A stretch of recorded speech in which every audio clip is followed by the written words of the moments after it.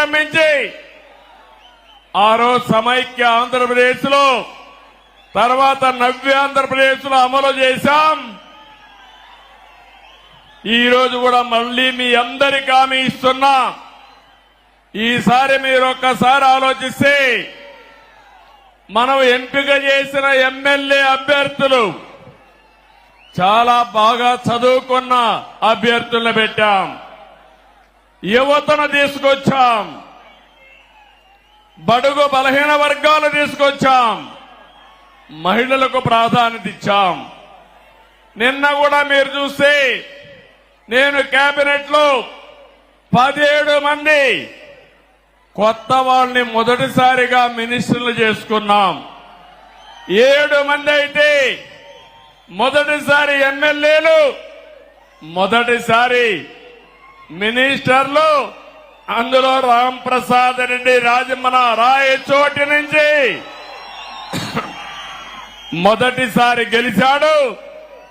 మొదటిసారి ఎమ్మెల్యేనే కాకుండా మంత్రి చేశామంటే యువతకు తెలుగుదేశం పార్టీ ఇచ్చే ప్రాధాన్యతని మరొకసారి మీ అందరికీ విజ్ఞప్తి చేస్తున్నాను.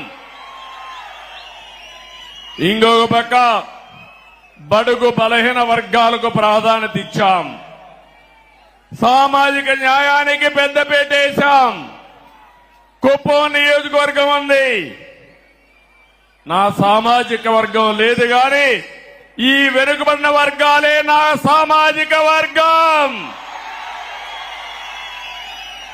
40 ఏళ్లుగా గెలిపిస్తున్నారు. అందుకే రాష్ట్రంలో 8 మంది కేబినెట్ మంత్రులుగా బీసీలను పెట్టాం. ఇది ఒక చరిత్ర. 24 మందికి 8 మంది బీసీలు ఉండడం చరిత్ర అని చెప్పి కూడా నేను మీకు తెలియజేస్తున్నా. ఈరోజు 4వసారి నేను ముఖ్యమంత్రిగా ప్రమాణ స్వీకారం చేశాను. ప్రమాణ స్వీకారం చేస్తానే పోలవరం పోయాను, అమరావతికి వెళ్లాను, అసెంబ్లీ సమావేశాలు పెట్టుకున్నాం, కేబినెట్ సమావేశం పెట్టుకున్నాం. తర్వాత నాకు ప్రత్యక్ష దేవుళ్ళైన కుప్పం దేవుళ్ళని కలవడానికి ఇక్కడికి వచ్చాను. ఇక్కడి నుంచి ప్రజాక్షేత్రానికి వెళతాను.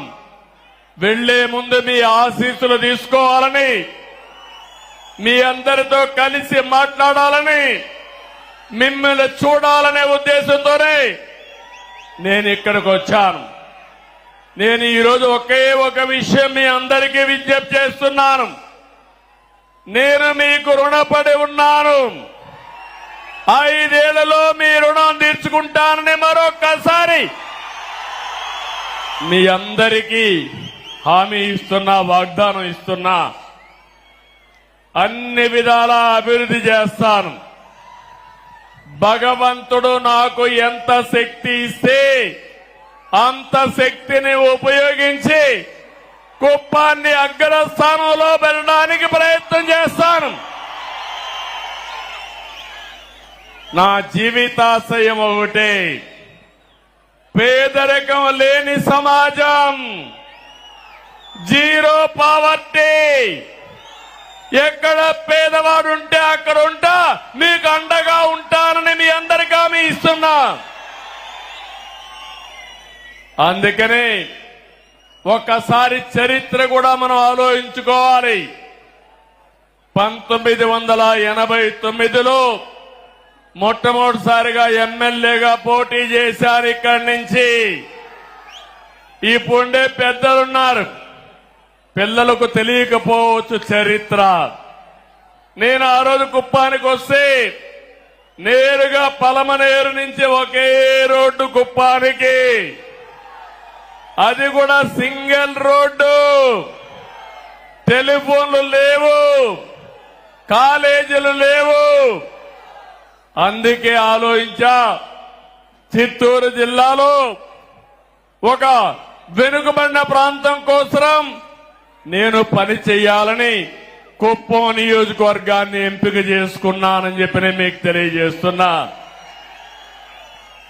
89, 90 94 మన గవర్నమెంట్ రాలేదు, అపోజిషన్ లో ఉన్నాం, పోరాటాలు చేశాం. 94 నుంచి 2004 వరకు మన ప్రభుత్వం వచ్చింది, అభివృద్ధి చేశాం. ఇప్పుడుండే అభివృద్ధి మీరు ఏ ఊరికి పోయినా, సిమెంట్ రోడ్డు అడిగినా, ఊర్లో వీధి దీపాలు అడిగినా, కాలేజీలను అడిగినా, ఏ అభివృద్ధిని అడిగినా దాన్ని ఎవరు చేశారంటే తెలుగుదేశం అని చెప్పే పరిస్థితిలో ఉంది. మీ ఎమ్మెల్యేగా నేనే చేశానని మీ అందరికీ సగర్వంగా విజ్ఞప్తి చేస్తున్నా. మళ్లీ 2004 నుంచి 14 వరకు అపోజిషన్ లో ఉన్నాం, మళ్లీ పోరాటాలే. 14 నుంచి 19 వరకు మళ్ళా అధికారంలో ఉన్నాం, అభివృద్ధిని పరిగెత్తించాం.